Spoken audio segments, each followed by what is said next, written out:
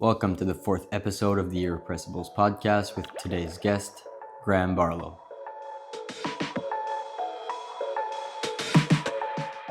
You either need the naivete or a extremely strong tolerance for risk.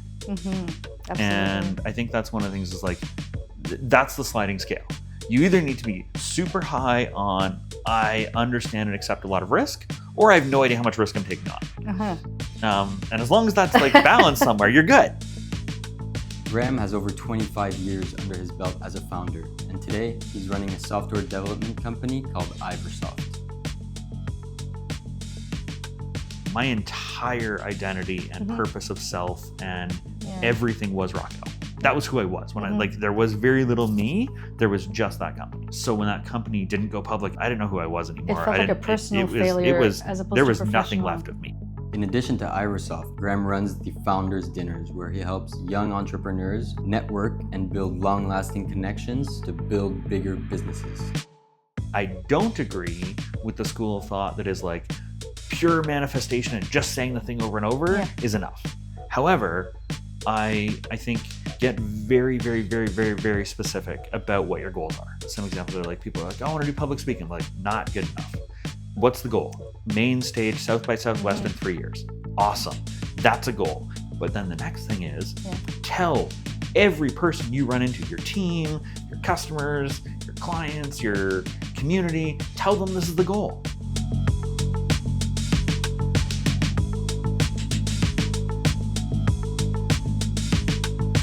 Welcome to the Irrepressibles podcast. I'm really excited today because of the special guest that we happen to have in town, Graeme Barlow. Hello. Thanks for Excited being to be here. I know you live in Vancouver, but you just happened to be in Ottawa for the past few days, and you graciously accepted to come and meet me and chat a little bit about what it is to be a founder, to be a startup, and what's the mindset that makes these young people succeed. Right now, your business is called Irresoft, and it's very successful. I was looking at your website, very comprehensive service, but I'm going to let you kind of explain to the listeners what it is that you're offering exactly. Yeah, so I would say the main company right now is a company called Irresoft. It's been around about 14 years. We do custom software development for companies all over the world, everything from early stage startups to kind of critical health tech infrastructure, both in Canada and the US. Have grown that team from the original 2 founders to a team of about 50 and 100% Canadian. And it's been a pretty crazy journey. It's been my first time scaling up a services-based business. Before, I've always built technology and software companies, and this is kind of software adjacent, but it's been pretty incredible ride. And what are we talking about in terms of the time lapse between when there was just the 2 of you at the very beginning and your 50 employees right now? We're talking 10 years, 20 years? Yeah, well, so I'm actually, for Irresoft, I'm not actually one of the original founders. I joined 9 years ago.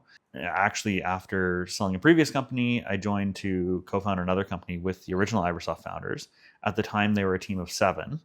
As part of that whole process, I ended up coming in as a partner at Irresoft. And so about 9 years ago, we said we were going to take serious focus on growing Irresoft and scaling. And so from that point, have added about 45 million in revenue and kind of grown like crazy. That's awesome. Well, congrats.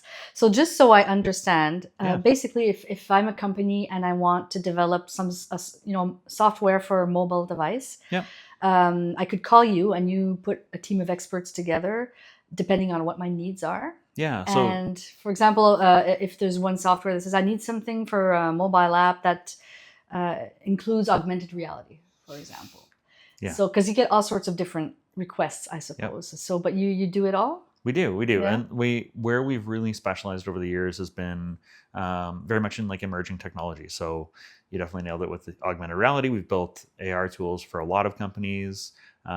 We've built a lot of kind of streaming and medical record technologies, as well as a lot of entertainment tools in the US. And so oftentimes it's larger, more established companies that have existing teams that do their core product really well, but they're moving into a new space and don't know how to hire that expertise or don't know how to build those products out. They'll bring us in and say, give us a team for 6, 12, 18 months and help us roll the product out. All right. So, and if you go on your website, you'll see all of the projects that you've accomplished with details of what the challenge was and how you address that challenge. Yeah. So, very interesting website. I love it. Thank you. But the other part of your activities Mm-hmm. as an entrepreneur is really what interests me. And for this podcast today, you're a coach. I am. You're a coach and a mentor for young founders I am. in Canada and in the States too. Yeah. When did you decide that that you wanted to accompany young founders to success? So it's interesting. It's been a pretty lifelong journey on the mentorship side. The shift from mentorship to coaching happened in January this year. So I'm about 10 months into that kind of formalized process. Mm-hmm. And a lot of it comes from for my entire entrepreneurial journey, my entire life, I've been very lucky to be surrounded by and built out a pretty incredible network of friends, mentors, advisors, whatever you want to call it. And through that journey, I've had as well lots of different coaches that are helping me grow at different stages, with extreme degrees of success and not on the coaching side. And it was actually a conversation I had with a coach of mine a year ago now, where I was expressing a lot of frustration about the coaching industry on the whole in the entrepreneurial space, where it's kind of like if you go on Instagram, everybody and then some is a coach right now.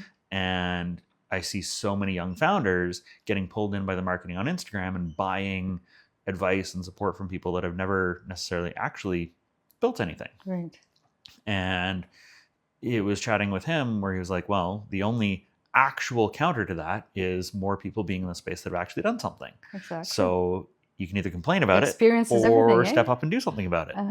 And so that's what kind of got me into the more formal coaching ecosystem versus mentorship. And what's been really, really interesting for me in that shift, and this goes a little bit to the mindset side of things, which is kind of cool, is spent years as an advisor, board member, mentor to startups. And I would say very interesting experience in that it feels often like a bulk of that effort and energy is kind of wasted, in that you spend a lot of time telling founders the same things, and then you meet with them, I don't know, 3, 4, or 5 times over a couple months, and some take the advice and move really fast. Others, you just tell them the same thing over and over and over again, and eventually just go like, you just want to do it your way, and you just want pain. That's fine. Do the thing, but why am I here? And we're talking one-on-one sessions at this point? Either one-on-one or, so this is more historical. Okay.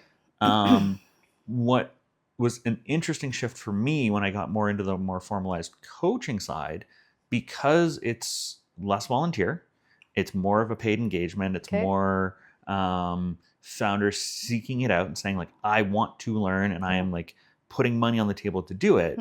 The speed to action and the commitment from the people that show up, because the day they decide I'm going to go spend money to get better, they're halfway there. Right. They've already made the commitment to, I'm going to get better, I'm going to be open to learning, I'm going to action the advice. And what I've seen in those communities, and you've talked to some of the founders, their growth is crazy, and they iterate so fast, and they're so committed because they've already made that commitment. And that's been really, really cool to see. And do you find that the people that do reach out and say, I'm committed, I'm going to put some money down and I want your coaching, is it because typically they've hit a certain obstacle or a certain challenge, and now they're looking for some help? So it's a number of reasons. I would say stuck is probably the biggest one. Okay. Stuck, or they're early in their journey and they're looking at something I've built and saying you've done this before, how do I go faster? Or for some, they're I think I'm on the right path, I'm not sure, but it also just feels really lonely and I need somebody else or a community to be able to share with and talk through and open up to. Right. And so I'd say those are kind of the 3 main drivers. And I think the biggest outcome for most is you do get to accelerate and go a lot faster. because you get 25 years of pain and suffering distilled down into a couple of questions. Okay, so let's go back to your 25 years of pain and suffering. Yeah. I'm curious to know for yourself, Yeah. when you were, say, 25 years younger and you were Yeah. starting out, you went through, some bumps and challenges and obstacles and all sorts of stuff. Yeah. You know what kind of mindset now in retrospect is needed, but what's the difference between Graeme 25 years ago and Graeme today in terms of Oh the my mindset that's required? So many things, and it's a conversation I love having, and it's one that's also in some ways tough to accelerate fully for people, because like me 25 years ago, a lot of delusion, a lot of ego, a lot of likely undeserved confidence of just whatever I do will work, and no idea of like how complicated some things are and how challenging they are, which I think those are parts of what you do need to be successful. Right. I was super, super young when I did my first company, so like that's kind of a bit of an asterisk there of like that was just kind of blind nonsense on the internet. But like a few of our previous guests, Albert Aguilar from Plantiform, for example, and I think even Alex Labrèche from Rain have said that, and this goes to what you're saying, is that part of what it was in the beginning that allowed them to keep going was, and this is their word, their naivete. Oh, 1,000%. Yeah. 1,000%. And like, I would say for the first 15 years of my career, that was a kind of driving force of just nothing can go wrong. I've got this. Is that a must to have that naivete to start, or? No. But I think it depends on the type of company you're starting. Yeah. And you either need the naivete or a extremely strong tolerance for risk. Mm-hmm. Absolutely. And I think that's one of the things is like, that's the sliding scale. You either need to be super high on, I understand and accept a lot of risk, or I have no idea how much risk I'm taking on. Uh-huh. And as long as that's like balanced somewhere, you're good. And I think as you get more experienced, as you get older, as you're doing it more and more, you have way more awareness of the risk, but you also have way more tools and knowledge around what the real risk actually is, how you mitigate it, how you work with it. And the risks, as these founders progress, get bigger and bigger. So yes, because the stakes get bigger. Perceived risk. Okay. Right. Well, explain. And that's, the numbers get bigger. The potential impact on jobs get bigger, but the skills you've learned along the way, the resourcefulness, the community you have gets stronger and stronger. And so, the risk feels bigger because it's bigger numbers, but at the same time, you're in a very different situation, right? If you have a $50 million company and you're betting the whole thing, that's a big risk. Yeah. However, if it went to zero the next day, you know how to build a $50 million company versus you've got all your knowledge. On day one, you're taking a ton of risk, but you also have nothing to lose. Okay. And you have no basis to know whether or not you can get to $1 million, right? So I think it's all relative, which is also why I don't think you ever necessarily fully outgrow it, right? There's always new levels of risk, new Dan Martell's got a great quote of like new levels, new devils. Yeah. Once you beat everything at one level and you move up, it's like you learn there's a whole new level of stress and risk. You never get a level of comfort. Every time you think you've got it, and this is not me speaking, it's a previous guest, every time you think, okay, we've got it, something comes up and there's another problem that you have to find a solution to, or call it problem, call it opportunity sometimes in their opportunities case. to learn. And I think what really to me changes about those levels is as you're early on, a lot of the problems and challenges you run into are things that if you put your head down and just grind, you can solve. Okay. As you get bigger and bigger, you outgrow the ability to have problems that you solo in a room can fix, because you're dealing with much larger problems, much larger teams, much larger capacity. And so then it's more about how do you motivate a group of people to help solve problems, and how do you fix like systems and processes to solve bigger things. It's still a lot of weight on you and the decisions that you make, but we see this a lot in like early services companies as they're scaling up, or software companies where it's like if the product is small, if the scope is small, their team coming in for a weekend and pizza and drinks, and they can solve something. once you're into like multi-million dollar, multi-year projects, one weekend of the whole team showing up is not necessarily going to like course correct a huge thing. Right. So can you give us an example, a personal example, if you don't mind, of something that might have happened to you where you questioned whether or not you could go through with it, or where you were fearful of maybe losing everything and then getting back on the horse, something like that? Does something come to mind? So many. And that's which is the best story.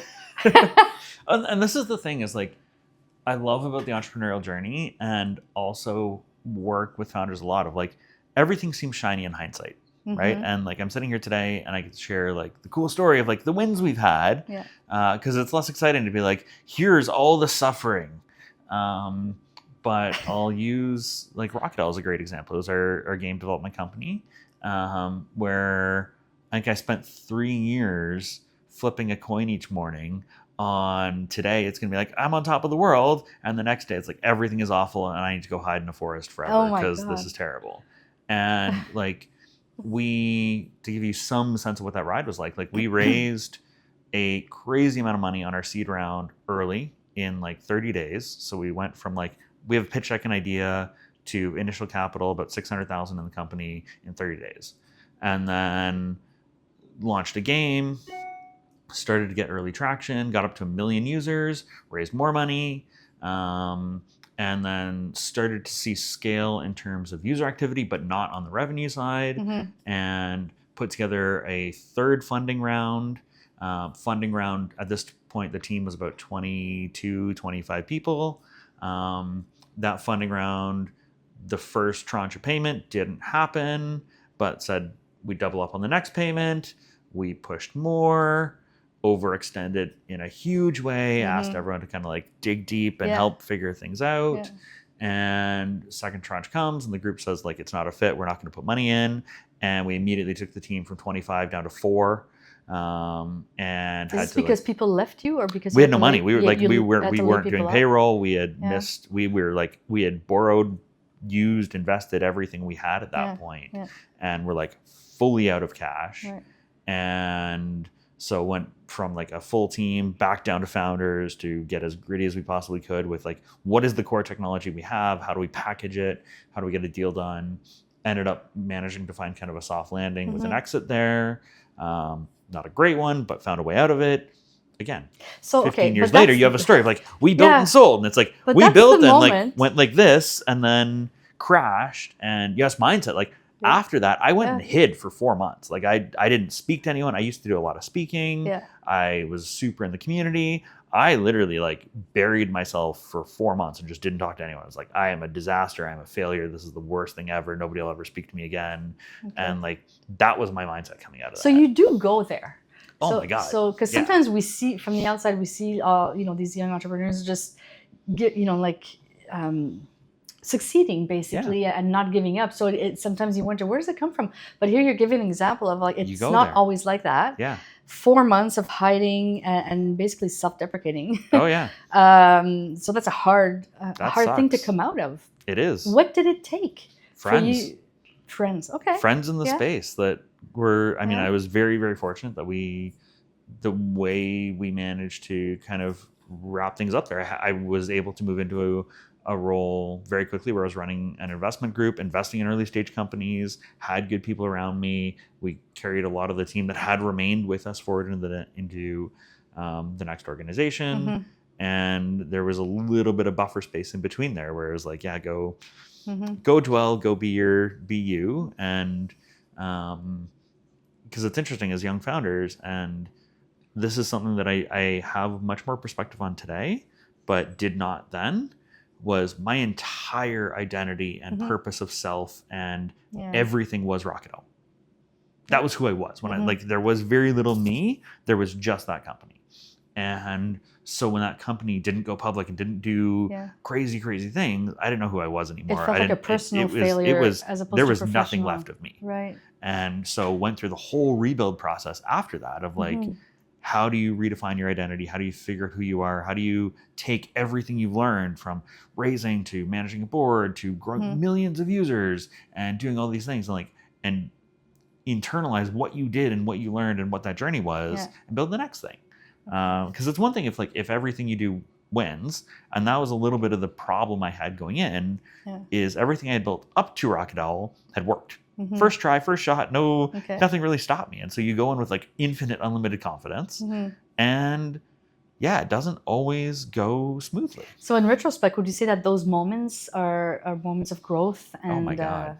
I remember so many times during that journey, and we got so lucky so many times where it's like we had to raise more money, or we were not going to like make payroll a week later, or we had to close a deal, or things were going to happen within like 3 or 4 days, and you just get on a plane and go somewhere and you're like, I am here to make something happen. And 2 days later you make it happen. You got term sheets, you got deposits, and you keep going, and just keep going forward all the time. Keep going, because there isn't a choice. Okay. And you have all these people behind you that depend on you figuring it out. See, that's the thing. When you say there isn't a choice, in my mind, I think to myself, well, there is a choice. It's to give it all up and do something safer, like a job with a salary. But you're right in that it's not a choice in the sense that oftentimes by then, the founders have staff. You have staff, you have investors, people have given you money and said, you were the steward of this, go build with this. Right. People have left stable jobs to come bet on your vision. You've brought your co-founders along with you. You have said to a lot of people, trust me, bet on me. I am a good bet.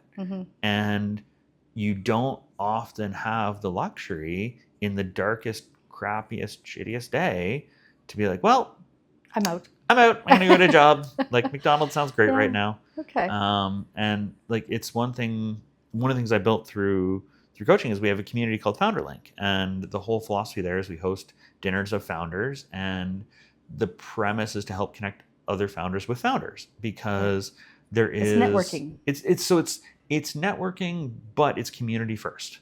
Okay. And the idea is there is something unique about the founder journey, about that weight on your shoulders, about payroll living with you, about looking your employees in the eye when things are good, when things are bad, all of that you can only get as a founder.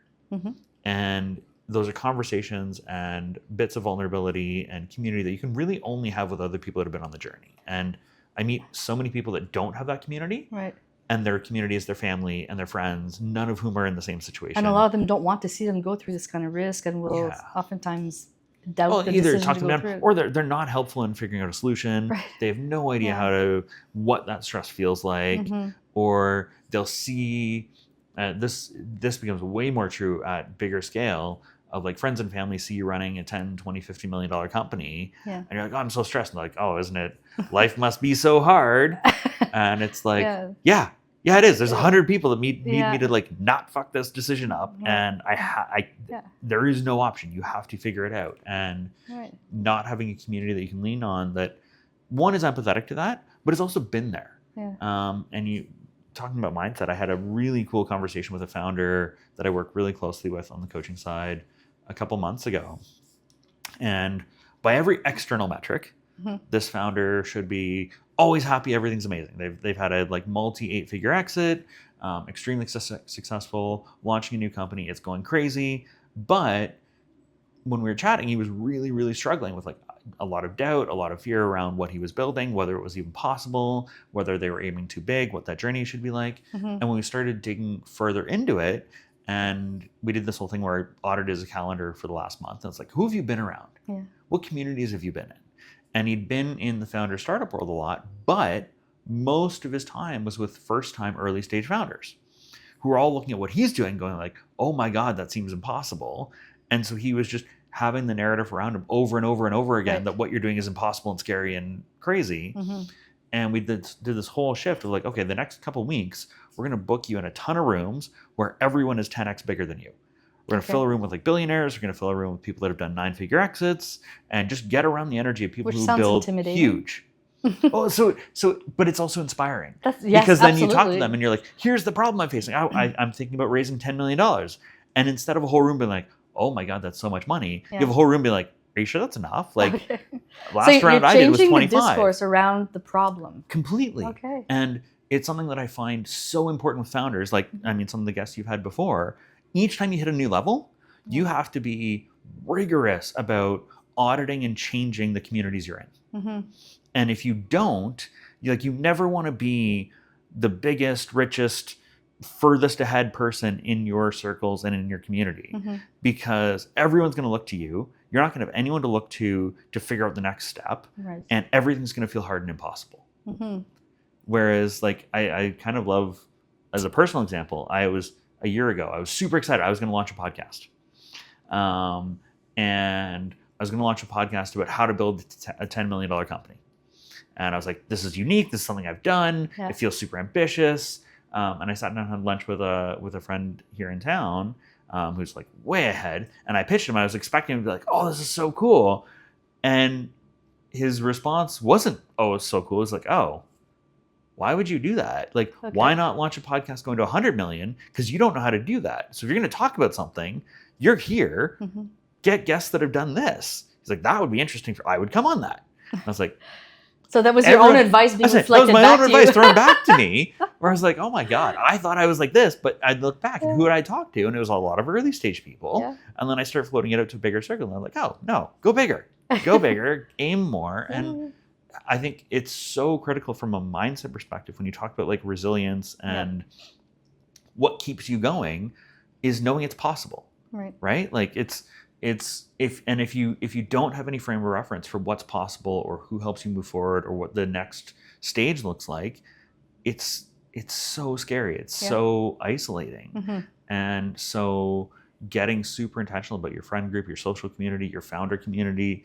And it's not saying like immediately cut everyone that isn't scaling with you, but like be very intentional about finding and making connections with people ahead. So these founder dinners, because these are dinners, are they do you go and pick some founders, the ones that you know kind of need to meet each other, and or is it more of a people apply? So I've done we've been doing them for about a year now.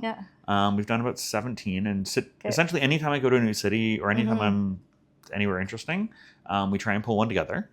And the structure that we've been doing for them is we aim for 20 to 25 founders. Half of the group should be exited or late stage. A quarter of the group is mid-stage growth, and a quarter are brand new. And I try my best when I can, because I benefit from pretty rich network, to curate it so that very few people in attendance already know each other. So it's a good opportunity for everyone to get to meet new people. We do it completely industry agnostic because I think there's a ton of benefit from mixing and mingling retail with e-commerce, with SaaS, with services, with everything. And outside of that, the whole format is like everyone does intros, and then there's one or two topics that we throw out to the group to talk about, and otherwise it's just community building. And what are the topics led by the participants themselves, or do you pick a topic ahead of time, knowing that this is what they need to hear? So depending on what's been topical, like we've had a few that went into like super rich conversation around how do you build better founder community. Like we did that one in Calgary when that was a huge topic. We've had a lot of dinners about like what is the impact of AI in your industry, and then kind of compare and contrast of like services businesses versus SaaS businesses versus like retail. We had a whole discourse in one of the Vancouver dinners about like the role AI is playing in vineyards and wineries and that process and how it's changing winemaking.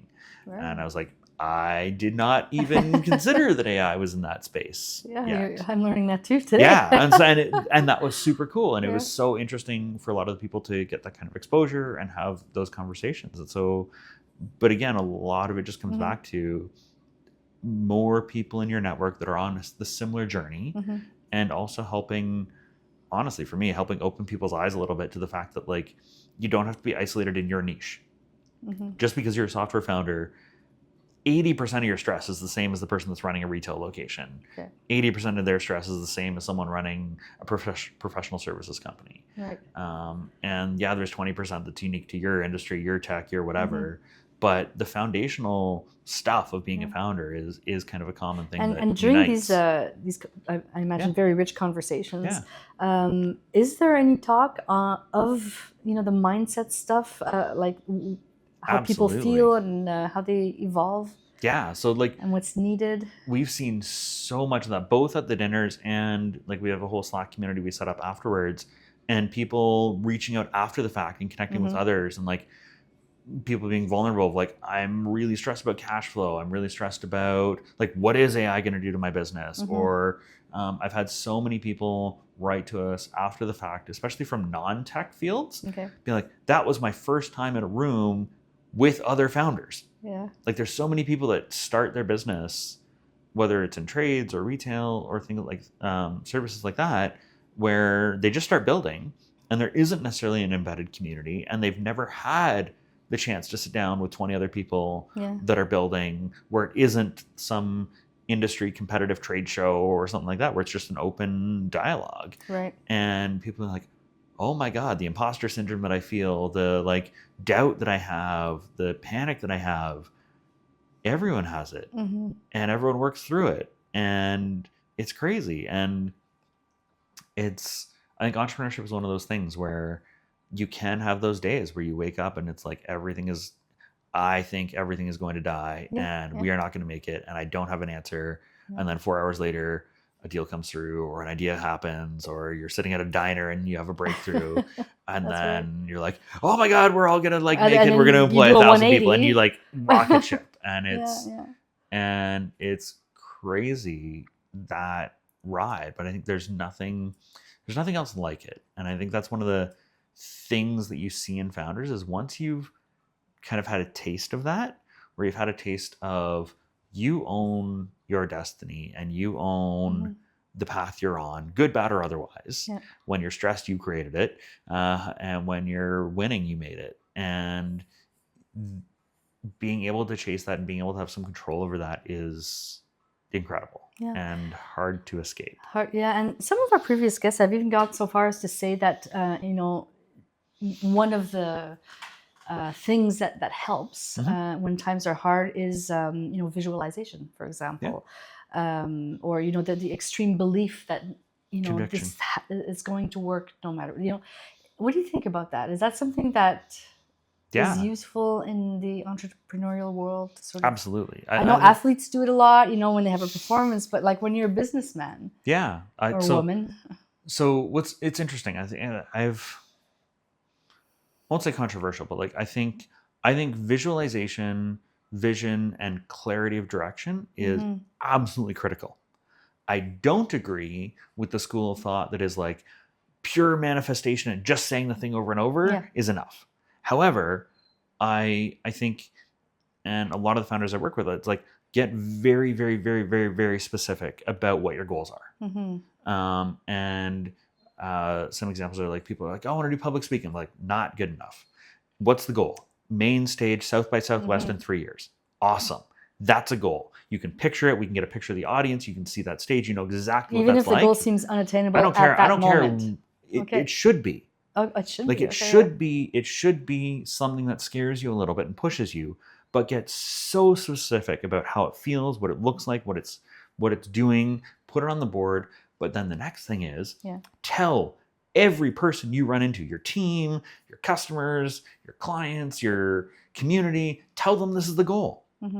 And what's crazy is so many people have these like ambitious goals, but they keep them in a notebook and they look at it privately at night, and that's it. Like the more you put it out in the world, the more you communicate it. Like this is the thing I want to do. The more people around you open doors and go, oh, I know someone that does that. Or it's like, oh, it's not this conference, but I know someone that does the like speaking gigs for this conference. Why don't you let's do that? And that helps you work there. And so, but it's very hard. If you come to me with a generic ask of like, I want to grow. It's like, okay, I don't know how to help that. Whereas like, if you come like, I want to be on this stage at this year, I can start to think of like, maybe I know someone that can help do that. I see what you mean. And so when you're it has to be more concrete. That way people know how to help you. Right. And it's the same thing with like, I try and tell people, don't ask for generic introductions of like, who do you know in this whatever? It's like you're putting the work on that person to go through their catalog and try and figure out everything. It's way better if you can be like, hey, can you open the door for this person?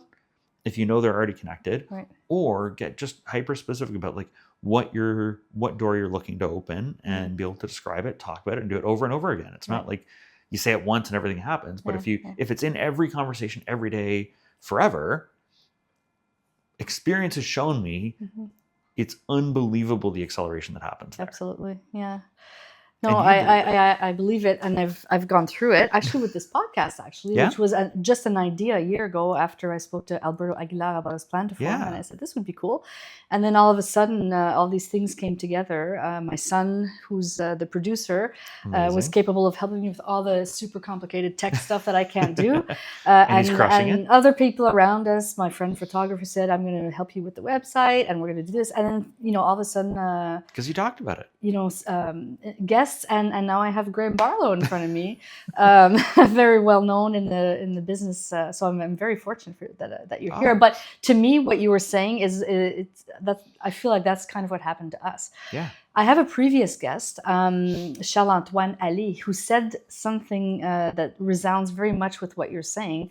Because I asked him, what's the last piece of advice towards the end of the interview that you would give to people that are starting up? Yeah. And he said, don't keep your ideas to yourself. It's like, don't be afraid of sharing, because a lot of people are afraid, if I talk about it, someone else will take my idea and run with it. Yeah. And he said, people don't have time to take someone Nobody else's cares. idea. Your idea is not worth anything. And so he's like, you have to talk about it. And then he basically, reflected everything that you just said, which is, this is how doors open. It's how opportunities arise, but you have to know You got to know what you're saying. to grasp what you're those asking opportunities for. when they come. Yeah. Yeah, I would echo that 1,000%. Is like, you meet so many young founders and they're like, my idea is precious. It's everything. It's the thing. Here's the NDA. It's like, stop. Just there is no idea you've got that is so special that there aren't 100 other people pitching it right now. Yeah. The secret sauce, the unique thing is the execution. It is the conviction to keep going when everything sucks. It is the ambition to do it when everyone says you're crazy. Because for a lot of founders, you have to go through a long period of time of everyone saying you're nuts or nobody really understanding your vision before you get to the place where everyone says it's obvious, and of course you did that, and that makes sense. And that's where the resilience comes in. That's where the resilience comes in. And also, that like I'd say, you have to have thick skin too. Oh my God. Yeah. Because it's easy to take it personally, become insulted. Go to that darker place where you start questioning yourself and questioning your project. Yeah. Well, and it's so easy to fall down that mindset trap of like, people are against me, or if people don't immediately start supporting you and pushing your vision forward, it's like, oh, they're undermining me. It's like, one, most people are too busy to worry about anything beyond what's immediately in front of their face. But also, you have to find the people who want to be champions. And you only do that by talking about what you're doing, sharing your vision, sharing your energy, sharing the enthusiasm you have for the thing. And that's how you get better. Yeah. That's how you get good feedback. A lot of the advice I give to early founders, especially in software, is long before your product is done, long before you're ready, talk to customers and start selling. Because if you can't convince somebody to commit to giving you money for the thing, building it isn't going to help you. Right. That's a good point. And so, and like I did this with Alex at Rain, where we had they were doing this like huge scope for what they were building.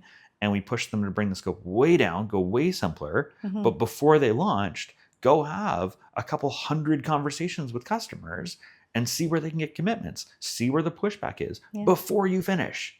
And they learned so much in that process. They sold a ton, and it meant they launched earlier, stronger, and with revenue. Yeah.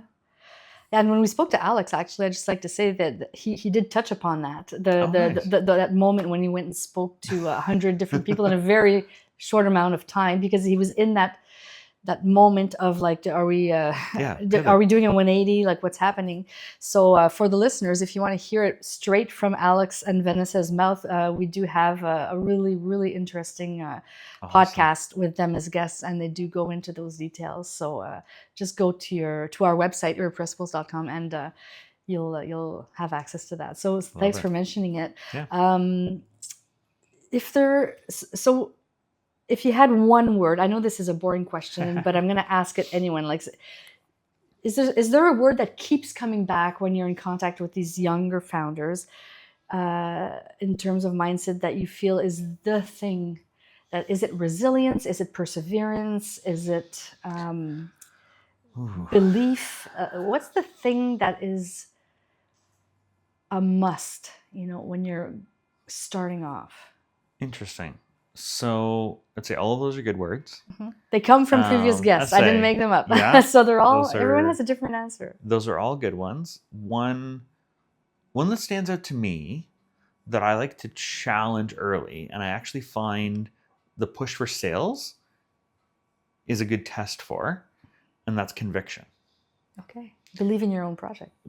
So have absolute conviction that what you are doing is worth doing. I like that. And where you get to test that is if somebody doesn't have conviction, they will be very resistant to getting in front of people and selling it.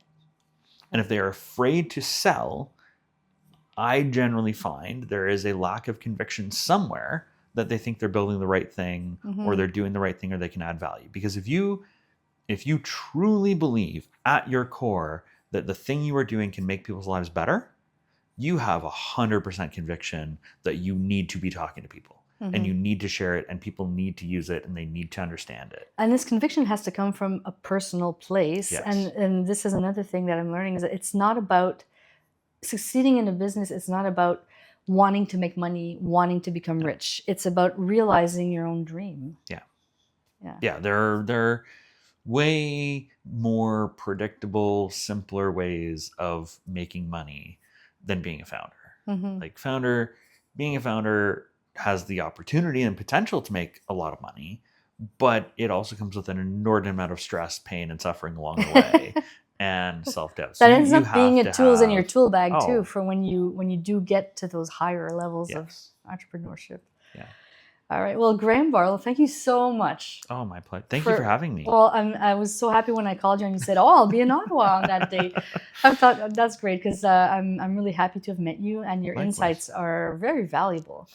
And I think what you're doing for founders, you identifying that need of networking and it's a peer support group kind of in a sense. And I'm sure they all stay in touch afterwards after the dinners and keep helping each other. So very interesting work you do. Thank you for being with us. Thank you for having me. This was awesome. It was. Thanks.